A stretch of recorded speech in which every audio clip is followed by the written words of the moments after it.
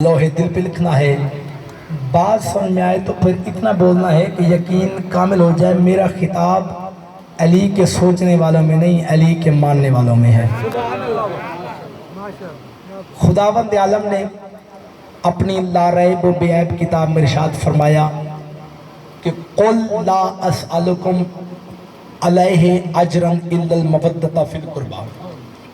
ऐ मेरे हबीब, इनसे कह दे कि मैं तुमसे तबलीग दीन का सिला सिवाय इसके कुछ नहीं चाहता कि तुम मेरी कुर्बा से रिश्ते मवद्दत सवा करना। खुदावंद आलम ने, बुजुर्गों, जवानों, भाइयों, बच्चों, खुदावंद आलम ने हमें इस घराने से मोहब्बत का हुक्म दिया है। और जब मोहब्बत समेट के एक नुक्ते पे मरकूज हो जाते, मोहब्बत इस मकाम को इश्क कहते हैं। एक मर्द मोमिन के इश्क का नुक्ते मरकज अगर कोई जात है तो वो है आमना का लाल। अच्छा, इसकी वजह क्या है? इसकी वजह यह है कि इश्क होता है हमेशा हुस्न से, और हुस्न की सिर्फ और सिर्फ एक तारीफ है।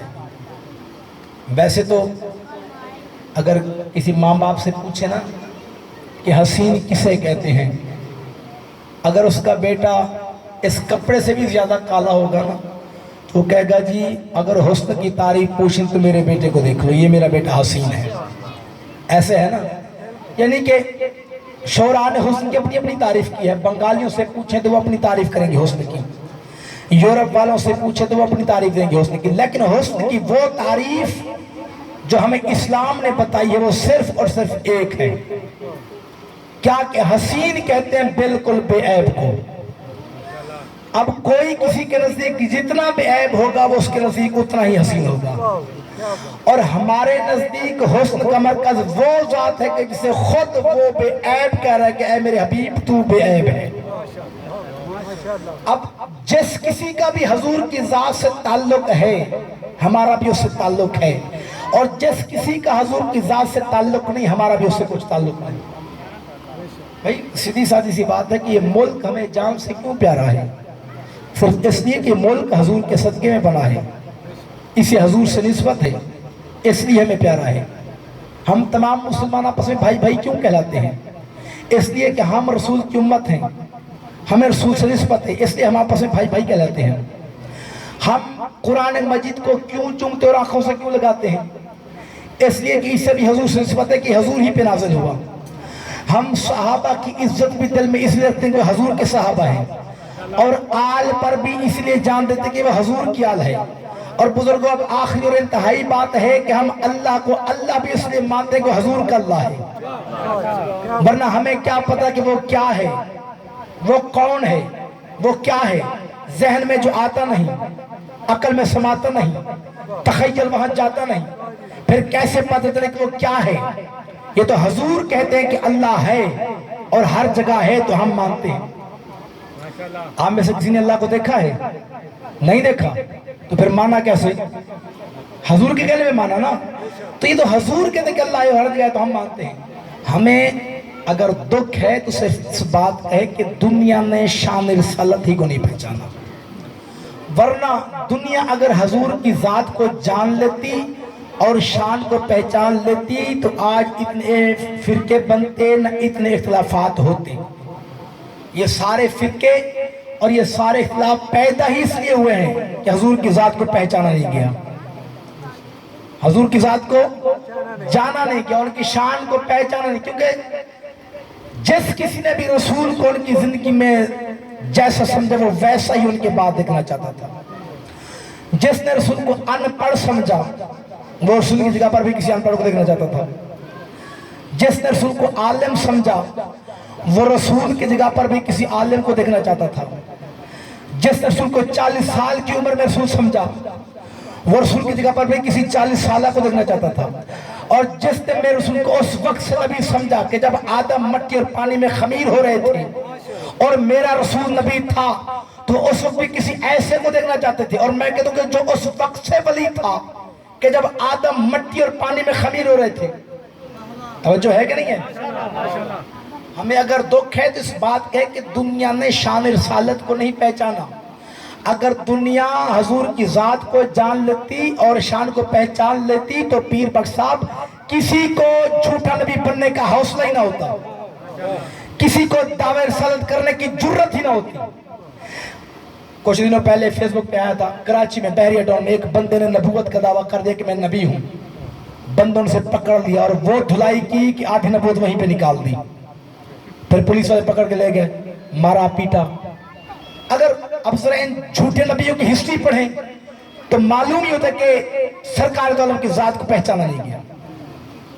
اگر حضور کی ذات کو پہچانا جاتا تو یہ جھوٹے نبی کبھی بھی نہ بنتے، کیونکہ مسلمانوں نے کتابوں میں لکھ دیا کہ رسول ان پڑھ تھے، نعوذ باللہ۔ تو پھر جس نے نبوت کا دعویٰ کیا اس نے کہا چلو میں تو پھر بھی مڈل پاس ہوں، یہ تو ان پڑھ کو نبی مار رہے ہیں، میں تو پھر بھی مڈل پاس ہوں، صرف مڈل پاس نہیں بلکہ بھلے زمانے پٹوار کے امتحان بھی پاس کیا ہوا ہے۔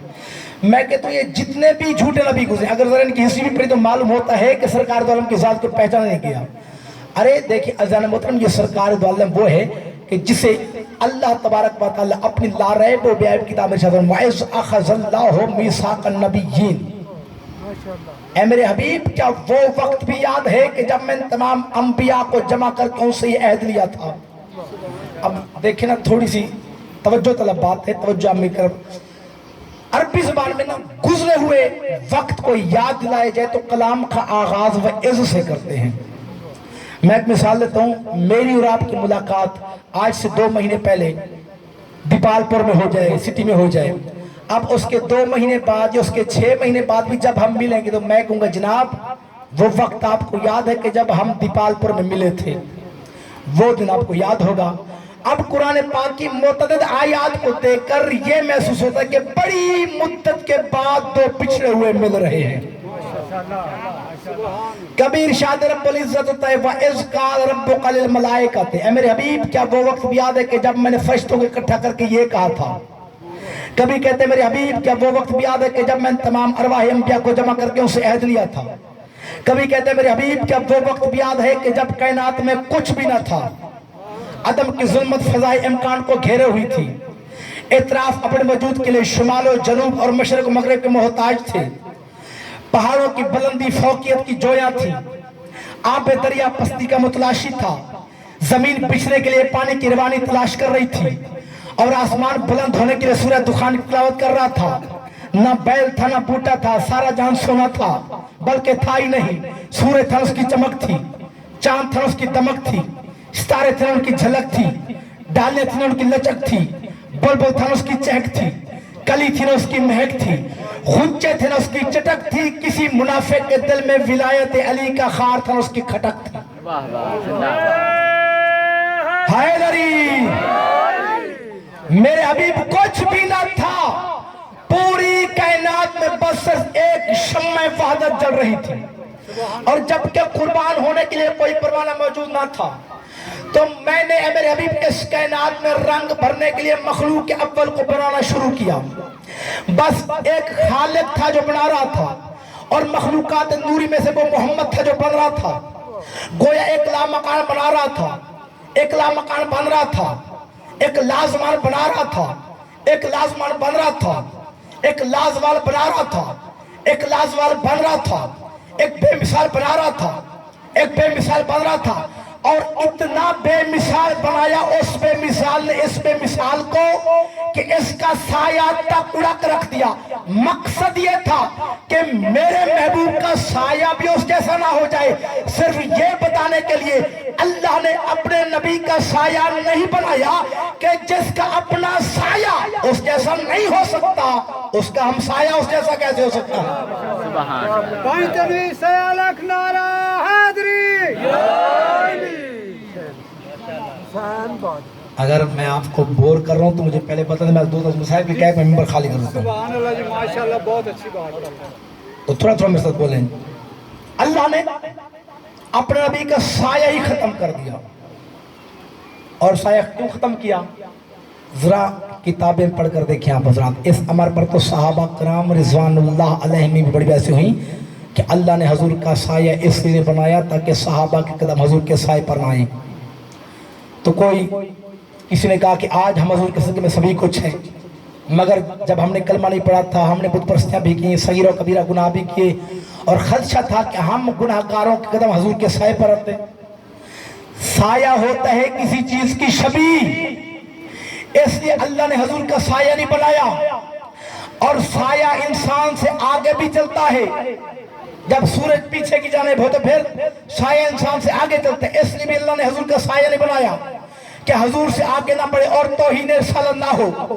اور میں کہتا ہوں کہ میری لاکھوں تقریریں حضرت عثمان کے اس تقریر پر قربان ہو جائیں کہ اس جلیل و قادر صحابی نے کم از کم شان رسالت سمجھا دی کہ اللہ نے حضور کا سایہ اس لیے نہیں بنایا تاکہ صحابہ کے قدم حضور کے سائے پر نہ پڑے اور توہین رسالت نہ ہو۔ گویا اس صحابی نے صحابہ کرام اور آل میں فرق سمجھا دیا کہ صحابی وہ ہے کہ جس کے قدم سایہ رسول پر بھی نہ پڑے، اور آل وہ ہے جس نے مہر نبوت پر قدم رکھ کر بتا دیا ہو کہ میں آل ہوں۔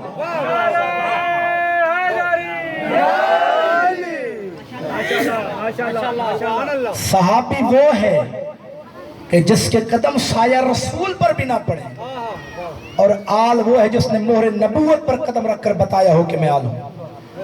اللہ نے بزرگوں پر نبی کا سایہ ہی ختم کر دیا اور فرمایا تبارک الذی احسن الخالقین، کتنا مبارک ہوں میں احسن الخالقین۔ اور جب یہ تخلیق ہو گئی تو پھر اس حسین کو غور سے دیکھ کے فرمایا میرے حبیب میں لامکان تھا تجھے بھی لامکان بنایا، میں لازمان تھا تجھے بھی لازمان بنایا، میں بے مثال تھا تجھے بے مثال بنایا، میں نور السماوات والعرش تھا تجھے بھی نور بنایا، اور چونکہ میں نے تیرے ذریعے اپنا تعارف کروانا ہے اس لیے میں نے تجھے لامکانی بھی دے دی، لازمانی بھی دے دی، لازوالی بھی دے دی، بے مثالی بھی دے دی، میں تجھے نورانیت بھی دے دی، لیکن میں لا شریک تیری لا شریکی برداشت نہیں کر سکتا، اس لیے کہ لا شریک تو بھی رہا اور میں بھی رہا تو دنیا تجھے دیکھے گی اور مجھے نہیں دیکھے گی، اور پھر میری لا شریکی خطرے میں پڑ جائے گی، پھر کیسے پتہ چلے گا کہ تو بنتا ہے اور میں اللہ ہوں۔ یہ کہہ کر اللہ نے نور نبی کے دو ٹکڑے کر دیے، آدھے کو نبی بنایا، آدھے کو ولی بنایا، آدھے کو محمد کے اور آدھے کو علی بنایا۔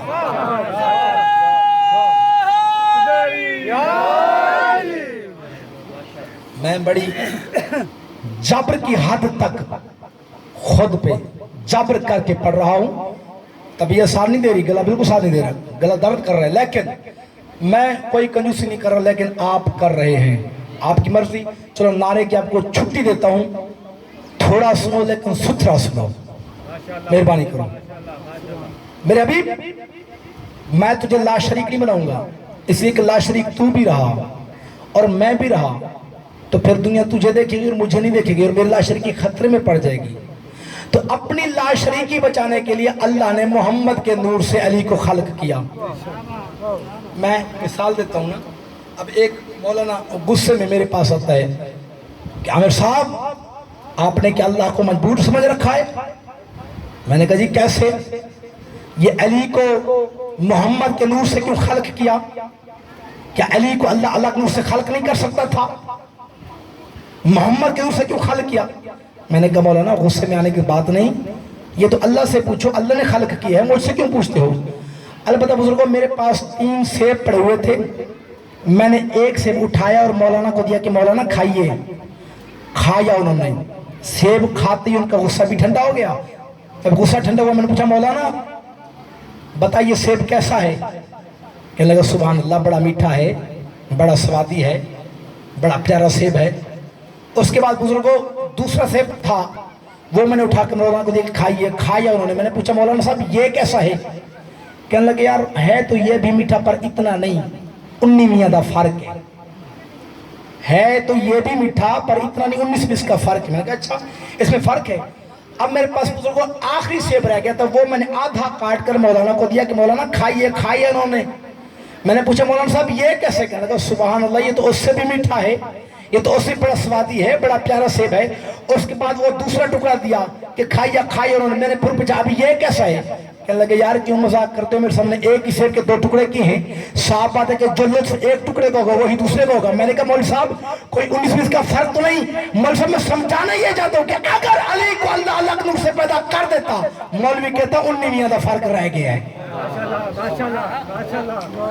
تو محمد اور علی میں فرق کو ختم کرنے کے لیے ایک ہی نور سے دونوں کو خلق کیا، اور پھر رسول کو فرمانا پڑا کہ انا و علی من نور واحد، فرمایا میں اور علی ایک نور سے ہیں، میرا اور علی کا نور ایک ہے۔ خلق فرما کر 1,24,000 انبیاء کی ارواح کو جمع کر کے ان سے عہد لینا شروع کیا۔ جب اپنے نبی کو خلق کیا تو پھر سارے نبیوں کو بعد میں خلق کیا، پھر ان کی ارواحوں کو جمع کر کے میرے اللہ نے ان سے یہ عہد لینا شروع کیا کہ جب میں تم نبیوں کو کتاب اور علم دے کر بھیج دوں گا، ثم جاءکم رسول مصدق لما معاکم، تو پھر میرا ایک مصدق حبیب آئے گا اور جو کچھ تم لے کر جاؤ گے وہ رسول اس کی تصدیق کرے گا۔ لَتُؤْمِنُنَّ، تم سب کے سب اس پر ایمان لے آنا، اور صرف ایمان لانا کافی نہیں، وَلَتَنْصُرُنَّهُ، اور اگر اس پر مصیبت پڑ جائے تو مصیبت میں اس کی مدد بھی کرنا۔ پھر پوچھا اقررتم، کیا تم سب اس کا اقرار کرتے ہو؟ سب نے کہا قالوا اقررنا، سب نے کہا ہم اقرار کرتے ہیں۔ اللہ نے کہا قال تشہدوا، دیکھو تم سب گواہ ہو، وَأَنَا مَعَكُم مِّنَ الشَّاهِدِينَ، اور تمہارے ساتھ ساتھ میں بھی گواہ ہوں۔